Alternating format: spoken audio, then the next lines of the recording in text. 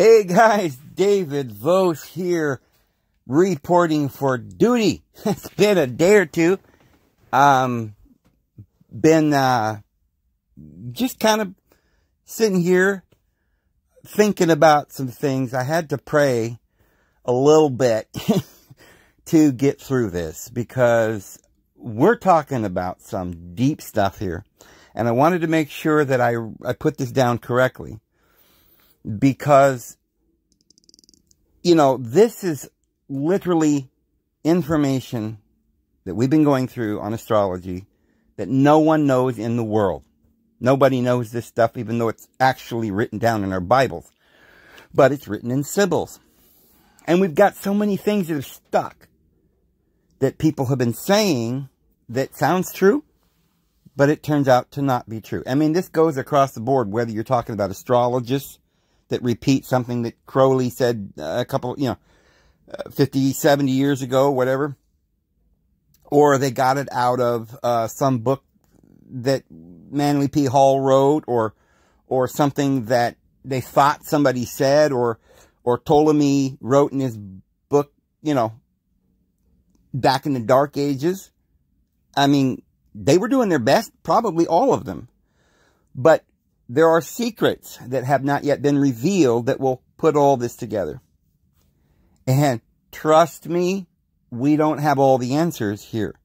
But I will give you a bit of a key in this video. I believe we have found.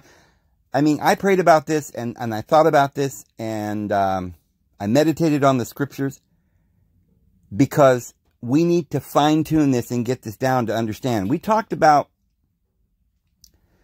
how most people who believe that the gospel and the stars, they believe in it. And that's so wonderful to find that there are people that are beginning to learn that our scripture is literally the story, the same story as Jason and the Argonauts, the same story as Ishtar going down into the underworld, the same story. Yes, you got it. Mary Magdalene, whom 7 devils was cast out of. That's the 7 stages down into hell. And the 7 demons that control those places. And the story of Tammuz, But you see, it's so confusing because there's several keys. I don't know what else to call them. We'll call them keys. Number 1, if you don't know that this is about astrology, then you're not going to understand these stories. It's about astronomy as well. And the calendar. And the calendar is the wisdom, the esoteric wisdom, astrology. That's what I keep saying. It's all written in the stars. And we've proven that in the last several videos that it's written in the stars. And so Jesus is the sun. But we have these groups that come along and discover something interesting, and then they start a whole another group of believers around that point. There are so many people out there that are trying to say, oh, we should follow this calendar or that calendar. We gotta, they're not doing the Sabbath right, or oh, they don't know how to number the days so that they get to the correct Shabbat, or the as they say today, Pentecost, or just so many things, and we're going to weed through that.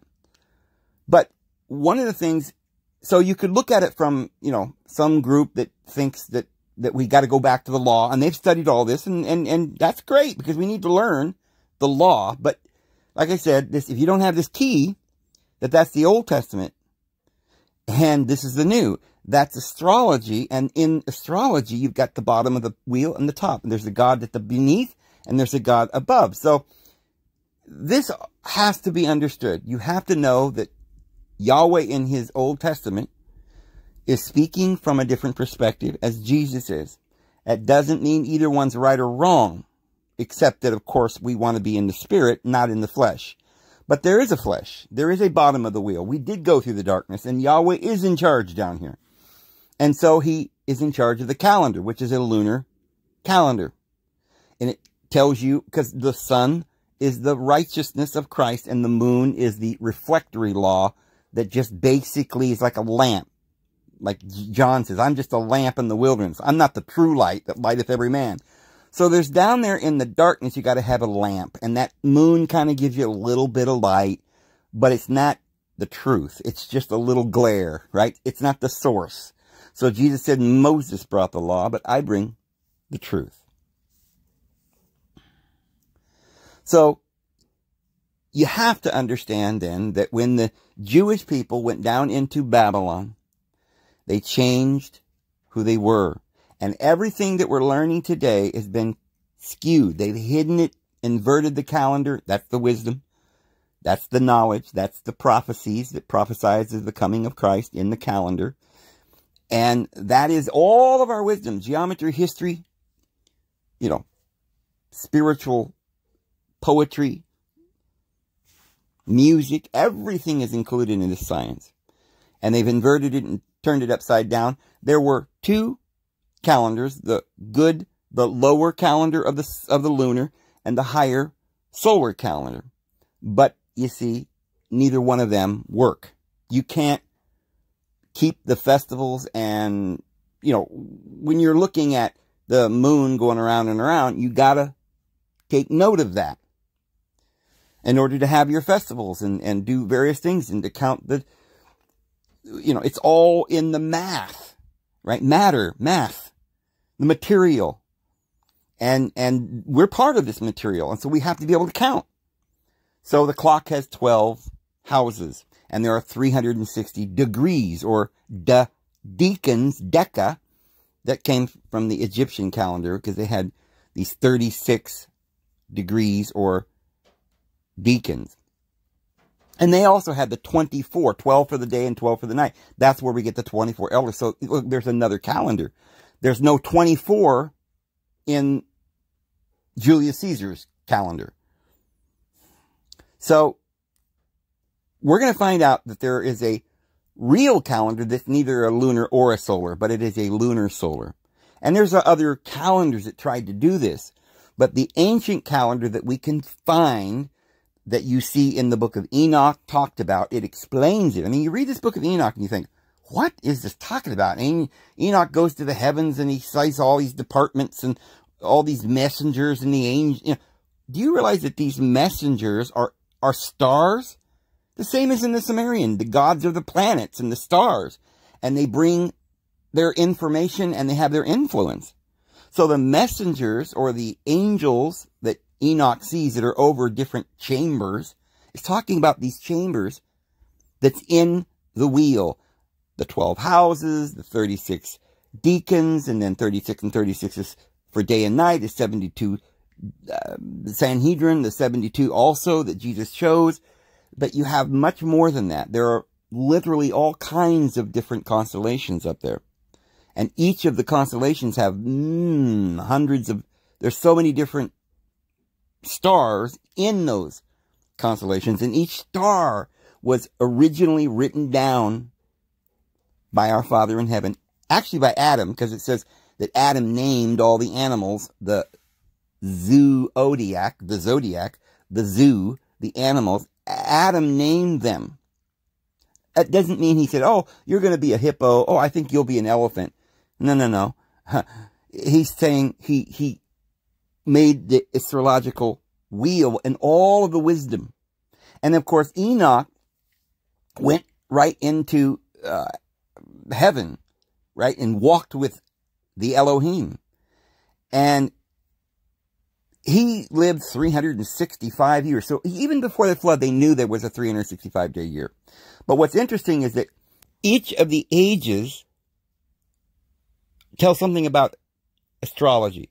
So we just pointed out that Enoch is 365 days. That's the number of days in the actual year, a solar calendar. But Enoch has a child named Methuselah. Methuselah lives like 187 years. And then he has Lamech, who is 180. He says something about him being 182 years. And then he gives birth. Okay, well, Lamech gives birth to Noah. Now, if you add together Lamech's age and Methuselah, you get 369. Now follow me here. That's not 365 and a fourth, is it? It's 369. The reason it's 369 is because that gives you 4 extra days more than what you need, 365, because it's 369. The 4 extra days is explained in the book of Enoch, and Jubilees explains all of this too. The calendar had 4 intercalary days that you had to add ever so often, because it's not actually 365 days in a year. There's a fourth, and so you couldn't fix that except having intercalary days, because you can't say, you know, at 3 o'clock in the afternoon, we're done with this day, sorry. No, you got to let the day go and call it a day, and then next year you could take a day and add it to that to get, you know, like after every 4 years. So they give birth, Lamech gives birth to Noah. Now, why is this happening right at Noah's birth? Because he starts this whole thing called the flood. And if you read the entire chapter there about Noah, it starts off exactly when he's 600 years old, and it gives you an entire year. And it gives you all of these 40, and then first it's like, it gives you a 7, and then it gives you a 40, and then it gives you a 150, and then another 150, and then another 40, and then 2 more 7s. Now, the whole thing starts when he's 600 in the first month, in the first day of the month. And it all ends in 1 year, after he's 601 years old, in the second month, on the 27th day. This is all very important, because if you count up all the numbers between during that 1 year from 600 to 601, you get 354. That's exactly how many days you would have in a year if you just went by the moon. Okay? There's always 11 intercalary in all the calendars. They have to add 11 years. We do that with the Julian calendar and the Gregorian calendar and all the other calendars. They had to come up with something. But, you see, there's a little intricate trick being played here. It's a parable that is just a masterpiece, but if you don't know that it's there, it's like a hidden mystery that the world just hasn't ever really been aware of.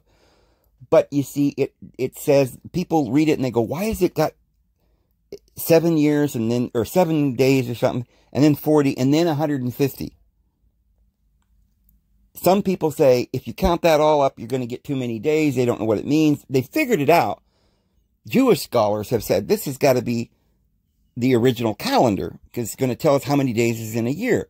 They didn't realize, maybe, that what we said about Lamech or anything, but they're kind of getting parts of this.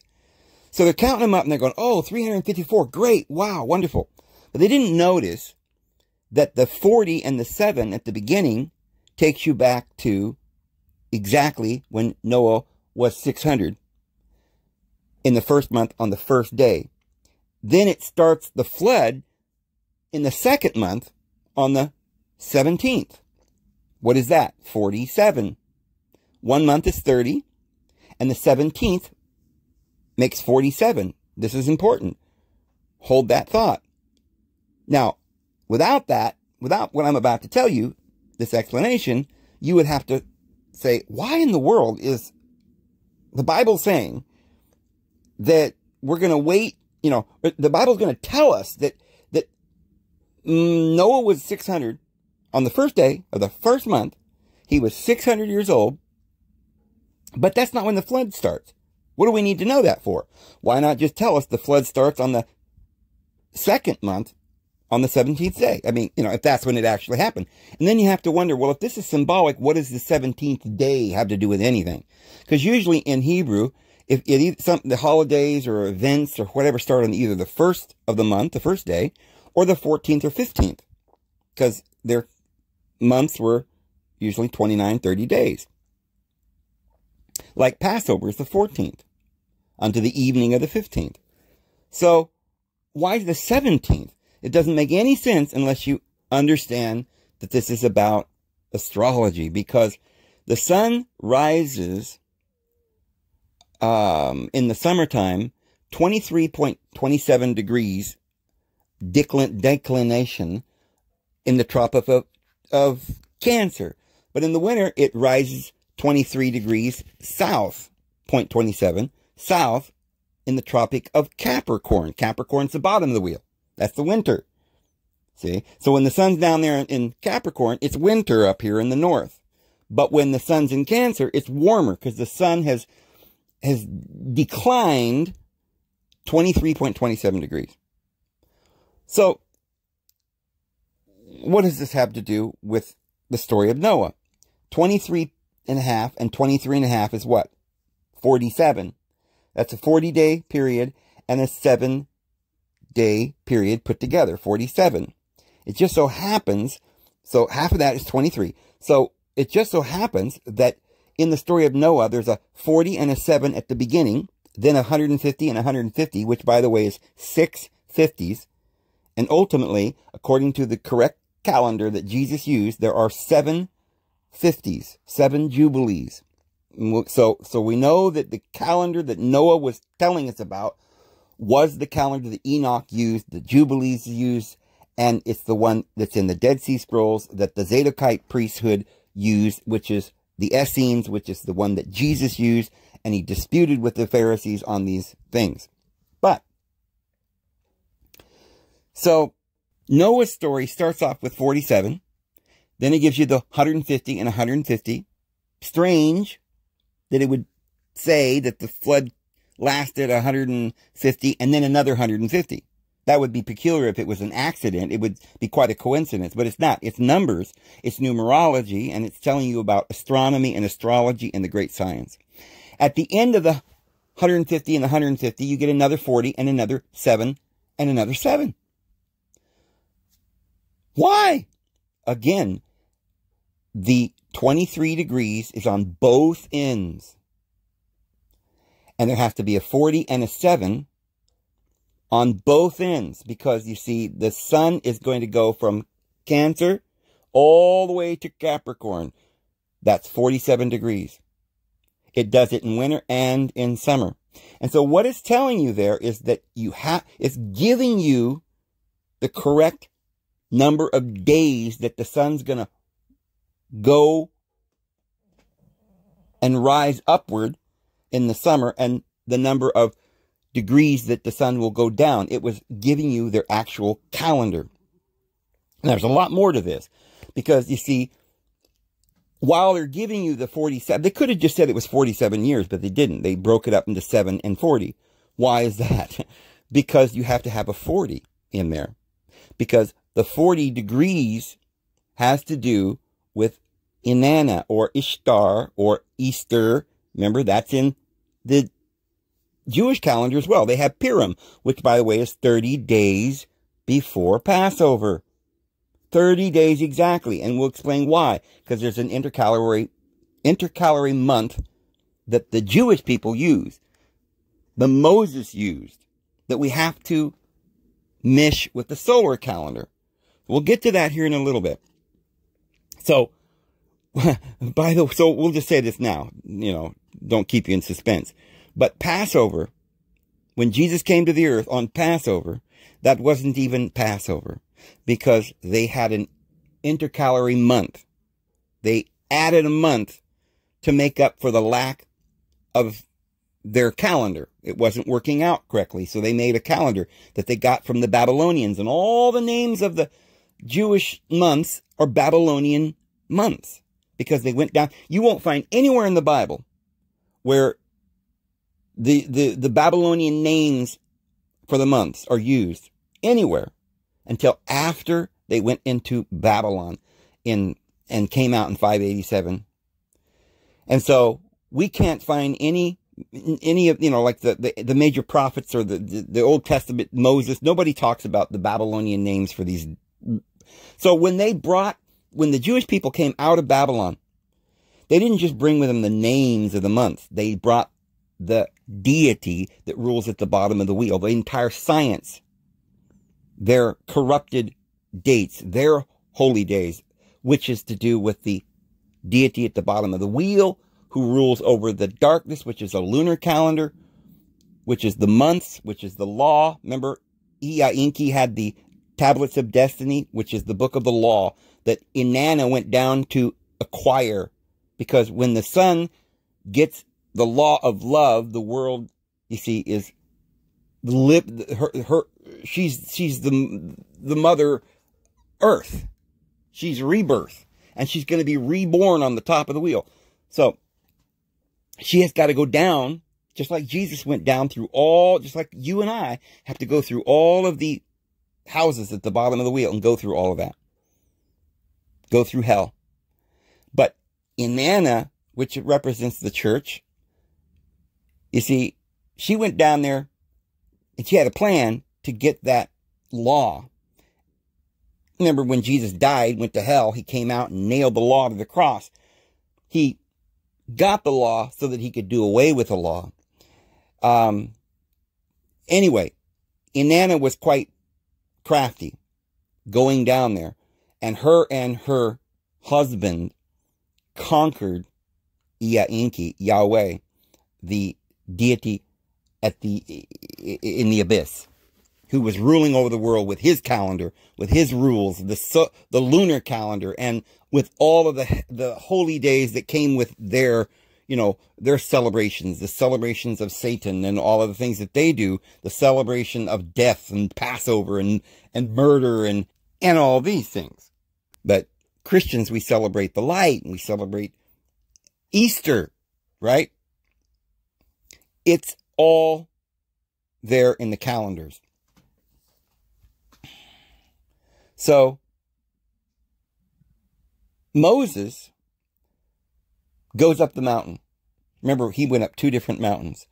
He spent 40 days and 40 nights fasting when he went up the first mountain, Horeb, that's the light. But he went 40 days and 40 nights again and went up a different mountain called Mount Sinai. That's at the bottom of the wheel. You see, there's 40 days on both ends. Also with a Sabbath of 7 years. Or a Sabbaton of 7 years. So, you'll find that whether it's Noah, who had 40 years on both ends of the 300 years that the flood came and stayed on the earth, whether it's Moses, before he went up the mountain, he had 40 years, or I should say 40 days of fasting, twice, because you have to have this 47 degrees on both ends, because, like we said, the sun goes 23 degrees this way and 23 degrees the other way. That's 47. So, Elijah did the same thing when he went up Mount Horeb. He did the 40 days. Jesus did both the 40 days. The first one was when he went 40 days into the wilderness and met the devil down there in his kingdom. And he offered him all the kingdoms of the world if he would just get down on his knees and worship the devil. Worship Yahweh. And Jesus said, no, thank you. Because this isn't part of my kingdom. Thank you very much. My kingdom, yes, I'm a king, and for this I was born. But this is not my kingdom. So, when Jesus came around to the Purim, or Esther, Queen Esther, who connivingly overcame the wicked king, right? This is exactly the story in the Babylonian parables about Inanna tricking Yahweh, going down and Yahweh trying to entrap her down there. And then Tammuz and these characters that would go down and save them.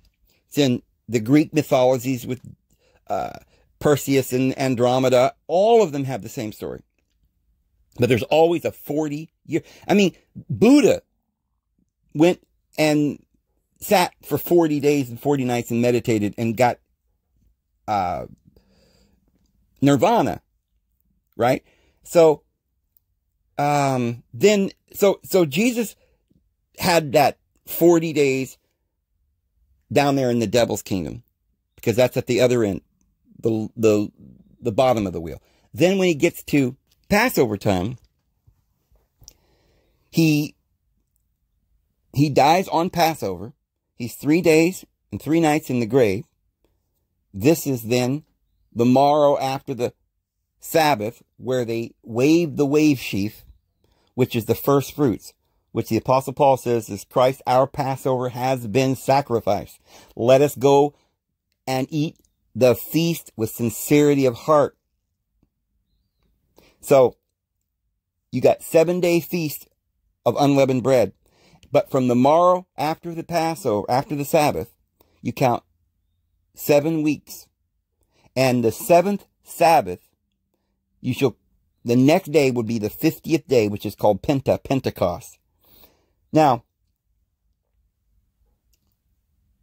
during that time, on the 3rd day, he rose from the dead. Mary Magdalene comes early in the morning. And it happens to say, the one that he cast 7 demons out of. Oh, this is Inanna. She's in love with this man. They got a pact. And she's like, they've taken my master. So she goes into the tomb too, to look for her master. And the angels say, he's not here, he is risen. So she goes out and she sees Jesus and she says, Master, and she runs over there and to touch him. And he says, don't touch me. I have not yet ascended. Well, it was that very evening that, because she goes back and tells the other apostles that she saw the Lord. And some of them didn't believe, it says. We know who that is, Thomas. And Thomas says, if I don't touch him, I won't believe it, or put my fingers in the wounds. So Thomas actually touched him. And it says there, when they saw him, when Jesus appeared, just out of nowhere, he just appeared. And they're like, who's this? Because see, they're trying to find the sun. They're trying to decide, when does the sun rise on the equinox, which is on the cross or on the horizon, the equal days. So we can start the new year. We got to recognize the risen sun. And the day before, he was in the tomb and they couldn't see him. He was gone and they were worried. They were scared. Winter was here. Oh man, their life, what would you do without the sun? So the 3rd day arrived and it wasn't until the end of the day, because that's when they waved the wave sheaf. And on the morrow after the Sabbath, if you read it in the Greek, it doesn't say what they translate it on the 1st day of the week. That's not what it says in Luke or John or Matthew. It says after the 1st day after the Sabbath, early on the 1st of the weeks. So what it's talking about is the weeks of that you count to Pentecost. It was after the weekly Sabbath. And that it says it had been 3 days. They were talking amongst themselves, and the stranger appears and says, what are you talking about? And the narrator there in John says, it had been 3 days since all these things had transpired. And they began to explain to the stranger what had happened and how they thought that he would be the Messiah. But he's, evidently not, because he died and we don't know what happened to him. And Jesus, see, they hadn't recognized. They couldn't figure out, because nobody knows when the sun comes. Nobody knows how to mesh the solar and the lunar calendar. It requires being able to understand the equinox and to know when this equinox occurs, to mesh it up with the sun and not just the lunar. Christ is the sun. Moses is the moon. They were going by the moon. So they didn't recognize Jesus. They didn't see him. Well, then at the end of that day, the wave sheep, Jesus rose, but he didn't leave them. He stayed every Sabbath for 40 days. And it says at the end of those 40 days, he went straight up into heaven, into the clouds. And it said that he would come in like manner as you saw him going. Well, what goes up into the clouds? The sun. And we're all going to see when the sun rises, because it says he won't say here or lo there. For just as the sun rises from the east and shines all the way into the west, so shall the coming of the Son of Man be. Every eye will see him. Anybody's got an eye can see the light. You don't see, if it's not light out Don't have somebody come along and tell you, oh, the sun's here. You don't need somebody to tell you when the sun comes up. So, but you see, it's a little bit more difficult when you're talking about the sun coming up for the summer solstice. And you've got to know these degrees and exactly how to count the equinoxes and the solstices. So this is what all this is about. So they were still going by this Jewish calendar, and they had this intercalary 30-day month. So as far as the Jews were concerned, they were celebrating Passover a month too soon. Or I should say a month later, because they had to add the extra month. And so for Purim to Passover is 30 days, one extra month. So when Jesus came as the Passover, it was Mary Magdalene, or Esther, or Astarte, Inanna, the Queen of Heaven, who had the 7 demons taken out of her, his bride. She came to him. She went into the tomb. That's 30 days before Passover. Passover hadn't come yet. They had to have an intercalary month. So the real Passover won't be until 2,000 years after that date, which is, in astrology, each of these houses, which are 30 degrees or 1 month, in the astrological count is 2,000 years. So we're actually coming up to the true date. Now, the reason this happens is because you have, remember, the precession of the equinoxes means that instead of going 30 days forward, it looks like we're going backwards. But no, not if you go by the sun. That's if you're going by the moon. So the cycles of the year are messed up. You have to add an extra month, according to the Jewish law. But in the astrological count, people think, oh, we're going to go into the age of Aquarius. But no, we're going to go actually, and this is a correction, guys. I was saying that we were going into the age of Taurus. But I now realize I was mistaken. Yes, we're not going into Aquarius, because we're going to have this intercalary month.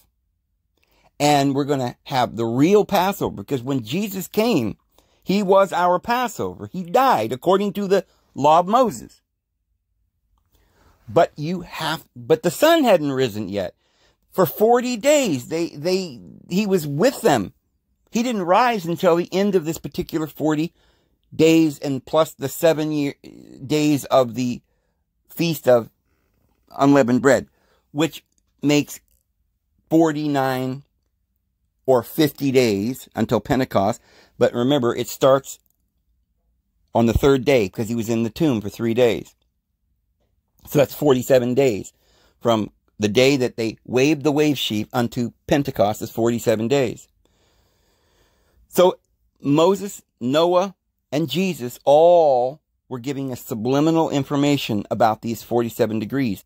And that is 40 years is cut off from the other 7. What is that? Well, at the time that this event happens, the ancient ones, going back to the original calendar, the zadokite priesthood, who followed the Essene, the Jubilees, the Enoch calendar, which goes all the way back to Noah, and that goes back to the Sumerian, the Akkadian, the Egyptian calendar, the original calendar. That calendar was a solar calendar, as we saw in the analogy there with Noah, when he had the 40 and the 7, which is about the degrees that the sun would rise from Capricorn to Cancer, 47 degrees. That was telling us that we got to go by the equinox. You can't just go by the Jewish calendar. We have to mesh these two calendars.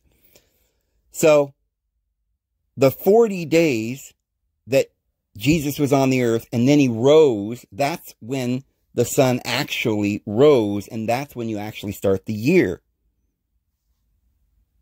So this is all numerology. You wouldn't necessarily, there's no actual information or evidence that the Jews or any other people ever had a 40-year period somewhere in there that they marked off. But it was simply a symbol to show us the degrees between Cancer and Capricorn.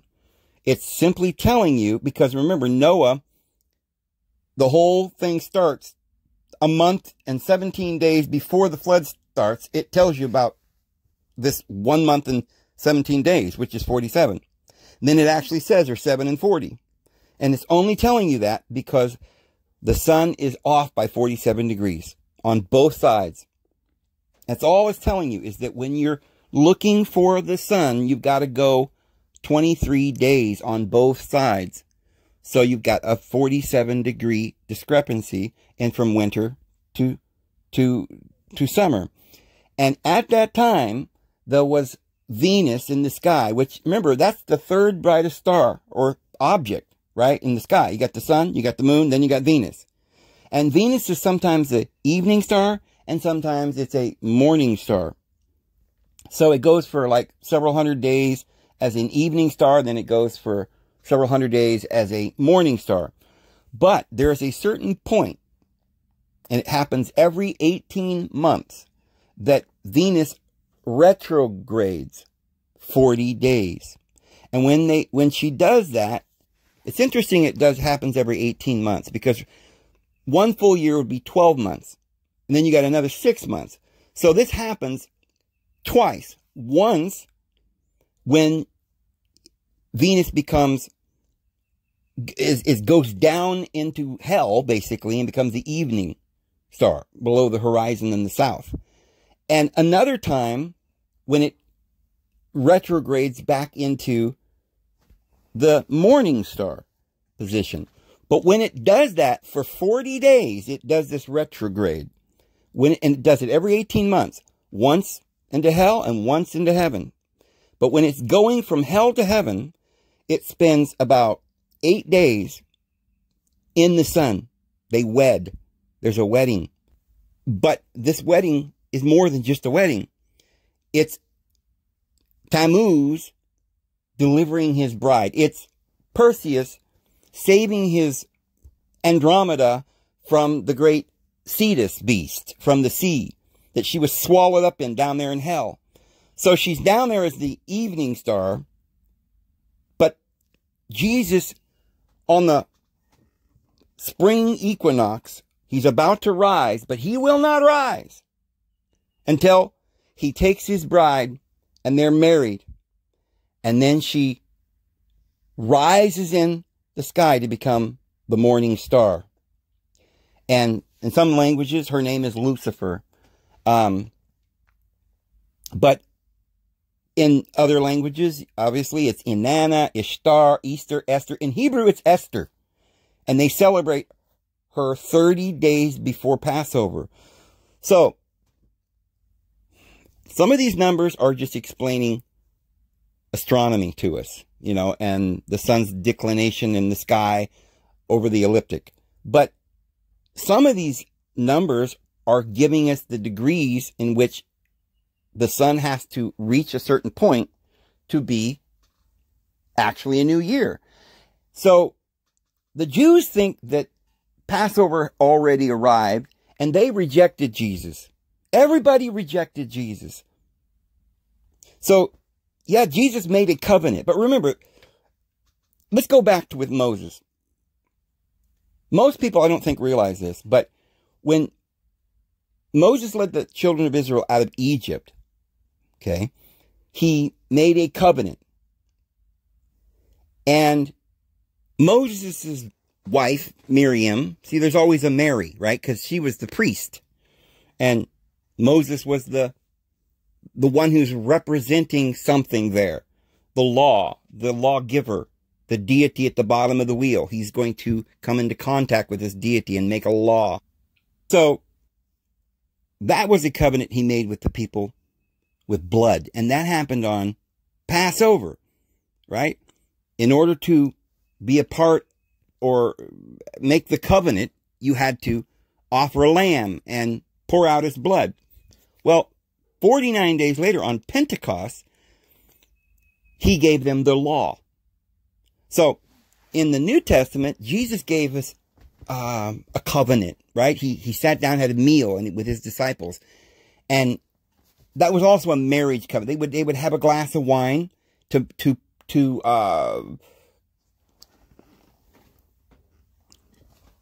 conclude the covenant. This is all part of the symbolisms in the wedding. So Jesus made that covenant with them. However, there was no consummation. It takes a period of time. We talked about this the other day. They had a covenant now, signed and sealed, but he would go away and come back again in order to ratify the covenant, in order to consummate the arrangement. So that happened on Pentecost when Yahweh came down in a fiery flame on his mountain, right? Why is it a mountain? Because it was the mountain that you have to ascend. Remember, there are 4 crosses, 2 on the solstices and 2 on the equinoxes. And so as you're going down into the darkness, you ascend a mountain. And that's the mountain where Moses went and said, "What is thy name?" And he says, "I'm jealous. That is my name," right? And he's like, "Oh, fear and trembling, and the fire, it's on fire." And he gives him all these laws of vengeance and death and slavery. All right, so Moses had to fast for 40 days, representing the same thing that the 40 days that Noah talked about represented. One at the beginning, one at the end. So there's a 40-day period with the 7, makes 47 days. There's one at the winter, and there's one at the summer. So Moses has to go through the same thing. He's got this 47 days. Elijah has one, but he does it on Mount Horeb. Jesus does both of them as well. He fasts for 40 days, but he doesn't do what Moses does and accept the covenant, of Yahweh. But he rejects it. And then 6 months later, on Passover time, he goes through this 40 days where he's not recognized by them, and then he finally ascends, because you have to go through the 47 days declination of the sun, 23.27 degrees on each side, which makes 47 degrees before the sun can rise in summertime. So this whole episode where Jesus takes 40 days to ascend, it all starts with Mary Magdalene, and then it ends with the 120. This is all to do with the wheel, and Jesus, even the 5 loaves and 2 fishes, that is the 5 houses at the bottom of the wheel, and Pisces. And if you go back to the Old Testament, down there at the bottom of the wheel, when Elohim made the fish of the sea, they began to multiply. And of course, this is the breaking of the bread where it multiplies. So we're talking about when people go down through the bottom of the wheel, they do that to die. But when you die, what happens? You're reborn. A seed dies in the earth, and then it blooms. And Jesus says some produce 30-fold, some 60, some 100-fold.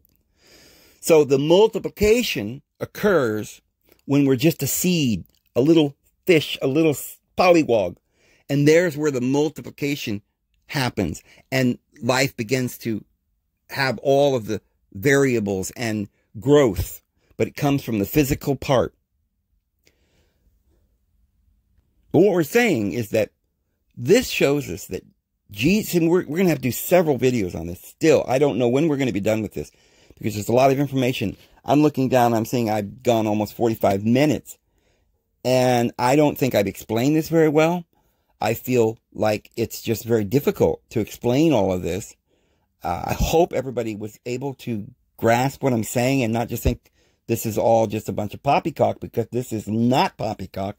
But what it shows is, I didn't get to tell you about this calendar and how Jesus followed the Essene calendar and the zadokites. Remember Melchizedek, the Zadokites in the book of Ezekiel is the only priesthood that our Father chose. But the Jewish people went down into Babylon and came out with this other calendar. This is the lower solar, or I should say the lower lunar calendar, that is all about doing things Yahweh's way. And in his, so it's not like one calendar's the only thing that's inspired. Yahweh made the temple, and it's a shadow and a type of all the things about Christ. And so the lunar calendar is a type as well. And yes, Purim, or the celebration of Esther, comes 30 days before Passover, which tells us that because of that intercalary 130-day month that they add, we haven't even gone through Passover yet. And this is explained to us by the Apostle Paul. We already talked about part of that, where the Apostle Paul says our Passover has already been sacrificed. Let us keep the feast. We got to go and keep these feasts every 7 days. There's these Sabbaths that count all the way down to the 50th day. The original calendar had to do with 50s. So don't get me wrong. The Old Testament calendar that Moses made wasn't wrong. It has to do with Sabbaths and Jubilees. Look in the book of Daniel. 70 weeks are determined upon thy people. Look in the book of Exodus. You'll be punished 7 times. And if you don't wise up, then 7 more times, and then 7 more times. And then Jeremiah says he discerned by the books the number of years that the Israelites would be punished. 70 years to lie desolate, to keep its Sabbaths. Now, the Sabbath is only 1/7, so that 70 is just 1/7. So Daniel's talking about the whole period of 490 as, again, symbolic of the entire calendar when Christ would arrive. So everything is broken down. The 1,260 days is part of the numerological science behind all of this. Every number and everything that's in the scriptures is trying to explain the exact moment, the appointed days. There's an appointment we have with Yahweh. We have this appointment. And now we're coming down to the day of judgment. Of course, we also have another appointment. We have an appointment with the sun. And you got to mesh these two calendars. If you don't mesh them, then you'll be deceived and you'll never find the actual Passover. But it's all there in the symbols. You don't come out to Passover if you're following the lunar. You're 30 days too short. You're on Purim. You're actually, Christ dies. And it's Mary Magdalene that comes to the tomb. She goes down into the tomb. And then there's another 40 days before they recognize the sun and could say, okay, now the sun rises. Now we start Passover. You see, everybody knows that Passover, only way, they had 2 witnesses that had to go out and determine under the Jewish law whether or not it was time to start the new year. There had to be 2 witnesses. And that's what the Bible's also talking about with the 2 witnesses, Moses and Elijah, both. Because remember, Moses went up Sinai and Elijah went up Horeb. And both of them did the 40 days, and they were both witnesses to the sun. They testified of Christ. So, under the Jewish law, their law came out to Passover, but it was just Purim. You have to give time for Jesus to marry his bride. They make a covenant. The covenant's been made. The Apostle Paul says, Christ our Passover has been sacrificed. But we have to continue to keep the feast. A sincerity of heart, waiting, doing this as often as you do it. Well, when Jesus was there with them, he was there with him, and he was there every Sabbath. It says something about 8 days later, they were breaking bread. And by the breaking of the bread, their hearts burned, and they recognized him. We keep counting the sevens. And we, with one accord and with prayer and fasting, that day star, the sun, will rise in our hearts, the Apostle Peter says. When the day star arises in your hearts. Right now, people don't recognize, because the sun hasn't really risen. We have to wait for the equinox to start Passover. So under the Jewish law, Passover came, and under their law, Jesus was murdered. Okay, so he made the Passover under the Jewish law. But under the solar calendar, it's not for another 30 days, because you got to wait for the sun. And when we see the sun, then we go, oh, there's the equinox. There's the mishing of the solar and the lunar. And there's the wedding of the bride. That's what that is, the wedding. You know, we can show that the wedding happens with the sun going forth from its chamber. It's puzzled human beings, scholars. All this time, we haven't been able to understand when Jesus was going to return. Why has he been gone for 2,000 years? What, you know, the times and the dates and the seasons and all of these things we don't understand, because no one's ever been able to understand, because the calendar was taken from us. And Augustus Caesar in 25 BC changed the Julian calendar. It was started at the birth of Christ. He changed it so that we started in the middle of the winter instead of either the spring or the fall. So there's two calendars that we can use. The one that starts in the fall and the one that starts in the spring. But the one that starts in the middle of the night or the middle of the winter, that's like counting the beginning of the day at midnight, right? That was the devil's plot. That was Rome, which is controlled by those individuals that came up out of Babylon, and they were following. Even Babylon, every kingdom had their own, had originally had their own truth and the esoteric wisdom.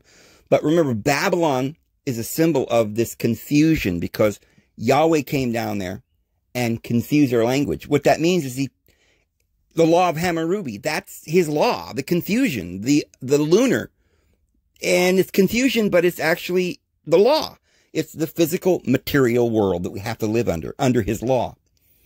So we went through the Passover, which is a Jewish Moses requirement. But Moses' law had provisions, because remember, it's a type and a shadow. It was divinely inspired. There's the both sides of the wheel. We've got to go through both.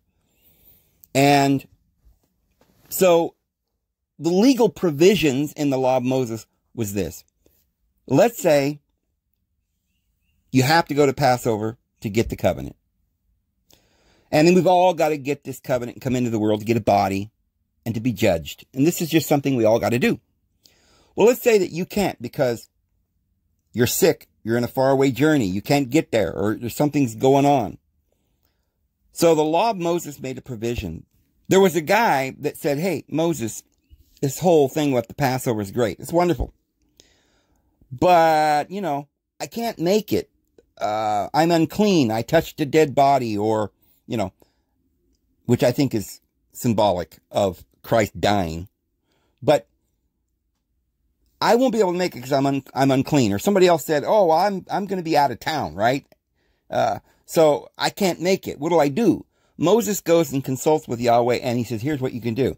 If you can't make it on Passover, then you can wait 30 days. And the next month, on the very same day, the 15th or the 14th of the month, on the very same day, but the next month, 30 days later, you can keep the Passover. This is another symbol of the fact that our Passover, though it actually occurred, we don't officially say that the new year began and the sun rose until we've seen the sun. And that's the solar calendar. And so that's the real Passover. That will be 2,000 years from when Christ died. So this is why the Apostle Paul says, I'm trying to preserve you and present you as chaste virgins waiting for the bridegroom. Wait a minute. The bridegroom should have already coming out of his nuptial chamber. And we should have said, yay, look at the sun and the New Jerusalem come down out of heaven. Christ should have conquered the world and made peace. The covenant, the new covenant would have been no more death. It's talked about in Ezekiel. It's talked about in Jeremiah. It says that the shepherds will no longer eat the sheep, but and the lamb will lie down with the wolf. What happened? Well, that was just the Jewish requirements. We're still waiting. There is an adjustment. We have an intercalary month.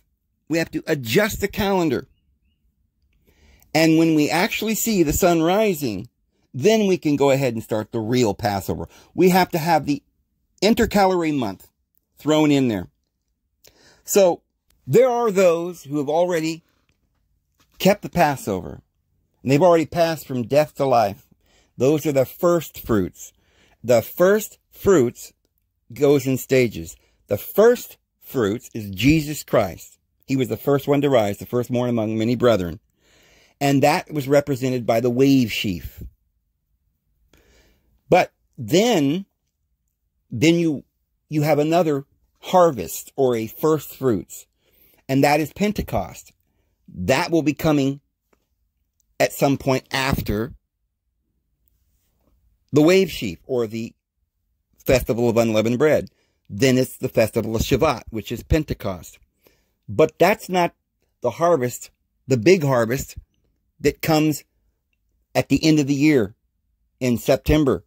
And that will be when the great multitude of all nations at the end, during the 1,000-year reign, the rest of the dead did not come to life until the 1,000 years were ended. And then you have the great harvest. So all of this is expelled out in the great calendar, the scientific esoteric wisdom, the history, the math, the music, the astronomy. Everything is right there in the calendar. And the Apostle Paul says their word, the stars tell the glory, the gospel, and their word goes forth to all the earth. And their speech to every nation. And they have no excuse because everyone's heard the gospel. And that gospel is the Lord loves you. And we got to keep this calendar. We got to keep moving forward in time. But you don't want to miss the sunrise, right? Paying too much attention just to the moon cycles, to the law of Moses, which is a type and a shadow. What we're waiting for is the actual beginning of the real new year when it passes over in actuality. And so for most of the world who rejected the Christ, and I mean Christians too, because it doesn't mean, just because somebody says, well, I believe in Jesus, doesn't mean, remember what Jesus said, there will be many who will say, didn't we do powerful works in thy name? He says, I never knew you. You are far from me.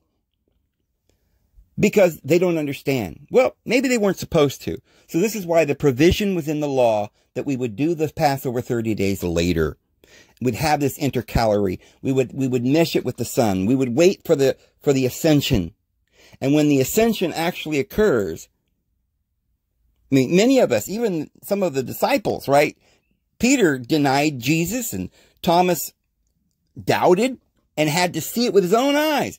But remember what Jesus said, because you have seen me, you believed. But happy are those who believe me who have not seen. See, there are those in their own rank. So there are those that are part of this group, this first fruits, the Christ. When Jesus was on the earth, there were those that were raised up from the dead. A lot of that's symbolic of things that will happen, types and shadows. But as the law says, because there was a death, because Yahweh murdered our Lord, and basically which made us unclean, we couldn't attend the Passover. So Jesus said, look, eat this supper Do this as often as you do it in remembrance of me. For as often as you do this, you're eating my body and drinking my blood until I come. So Passover hasn't actually been made yet. We haven't actually made the covenant. There are those, like the Apostle Paul says, that are drinking damnation to themselves because they don't understand the body and the blood of the Lord. And those who do have only recently begun to wake up to what this really is. We're just now beginning to really and truly understand what it is we're doing. So, those who are drinking the cup unworthily, it won't work. But there are those that are not drinking damnation to their soul, but they're still not getting it because it says, do this often, right? We're counting the weeks. Keep the festival with sincerity of heart. Keep doing it as often as you do this until he comes. And Jesus said, do this in remembrance of me, and I will drink it with you anew in the kingdom of my Father. When Jesus arrives, he'll drink it with us. He'll make the covenant. We haven't even made the covenant yet, but he will drink it with us. And at that point, we'll be ready because we'll have seen the Christ. We'll see the ascension. We'll have witnessed it. We'll have the two witnesses, Moses and Elijah, who will say, yep, there it is. The sun has risen. And we'll be able to go, oh, great. You know, now we know that the sun has actually risen and he's come down here to partake of this covenant with mankind, and there will be no more death. And this is going to happen in the matter of just a few months or years, friends. We're at the precipice of Jesus returning. That's why Jesus must come again. Not because, you know, why would Jesus, the Messiah, the Lord, come and they'll, I'm going to go away again. Bye. You know, I'll come back someday. Because we weren't ready. We had to beg off, right? The Bible says, oh, I've got a dead father I've got to go bury. You know, I'll catch you later, Jesus. And Jesus is like, oh my goodness. And nobody was ready. Right? Thomas was a doubting. Peter was a denying it. And Judas betrayed him. And so all of us had these problems. We were still yet babes in Christ.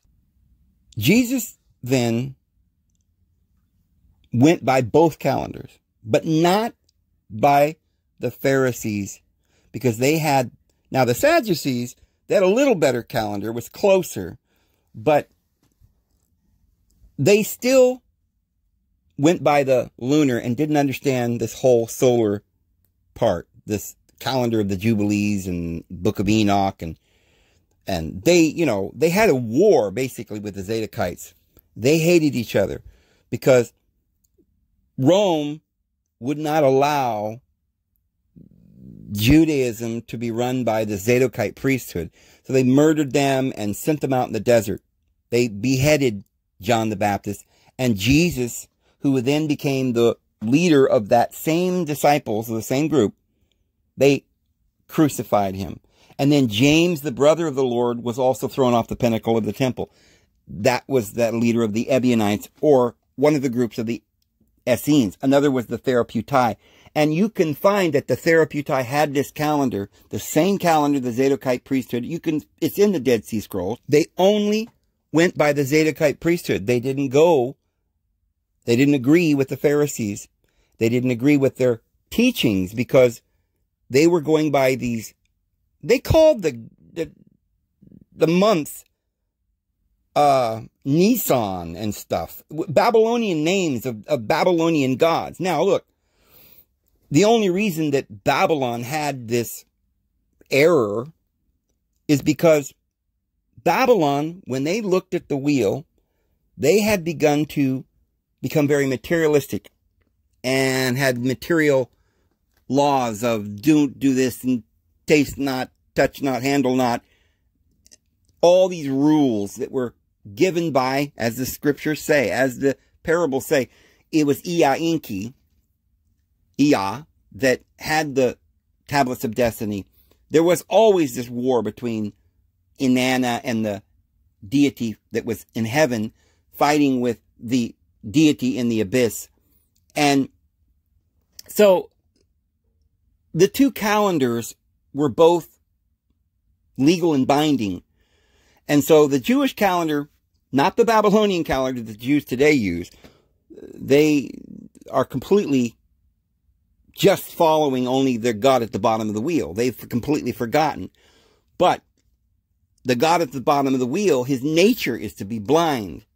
And so, well, let's put it this way. When the moon goes around and around, that's accurate. And that's a way to count time. But like with the precession of the equinox, we're going backwards under that law. And it's because we're not keeping up with the sun that rises for a new year. We don't retrograde. We have to keep up with the solar calendar and wait for the spring equinox. And then we start the Passover. So when these two systems will merge, once they recognize Christ, like Jesus said, you'll not see me henceforth until you say, blessed is he that comes in the name of the Lord. Every eye will see it. Every tongue confess and every knee will bow. And yes, even though they've made this, there's certain people that have made this covenant and they've said, you know, may his blood be upon us and our children forevermore. That's rough. There are those, you know, the son of destruction that Jesus said, look, I haven't lost a one except the son of destruction. But the rest of his disciples, even though they were blind and ignorant and couldn't grasp things very quickly, he loved them as long as they loved him and they were trying to see him, understand him, his love and his grace, and then replicate that. We love because he first loved us. And forgive everybody. As long as we're doing our best and forgiving and loving, he loves us. And he's coming to make that covenant with us when he finally arises. But he can't do that until Venus, his bride, and he are married. And you'll witness this as Venus becoming down from the hell, being brought up and being married in the sun. And when that great wedding occurs, it's exactly at the spring equinox, the vernal equinox on March 21st. That will be the new age that we're going into. We're not going to go backwards. This entire astrological wheel wasn't made to go backwards. And remember, this adjustment is only something that happens once a year under the calendars that they used to have, because as you go through the entire year, if you're only looking at things from the perspective of this physical realm, then it sometimes feels as though, because you didn't see the spiritual side, you didn't understand the Christ, you didn't recognize that spiritual being within you, then it feels like sometimes you're retrograding. But once you recognize Jesus and you understand the truth, then it all catches up to you. And we actually then begin to progress at the top of the wheel. Now we're going to be with the deity. We're going to be with the Lord. They will be our sun. They will be our light. So when we're in the physical realm down there at the bottom of the wheel, we're only thinking about this physical realm and planting and sowing and building and laws and business and buying and selling and all of this mundane carnivorous lifestyle, this lustful display of one's means of life. When we were like that, then everything was a bit retrograding, wasn't it? But you see, when Jesus comes along, it all comes back to where it should be. And we're reconciled. We're restored. And Inanna, his bride, oh, we're going to get into some more about that tomorrow, about her being a prostitute and what that's all about. Is she that harlot that's riding the beast? Well, we'll get to that tomorrow. There's a lot we're going to cover, but don't you worry. we're just at the cusp of seeing the Lord return, and this time it will be in glory. I'm David Vos. I hope we were able to explain this well enough that you grasp some of this. Don't worry, we'll go into it more tomorrow. Have a great day.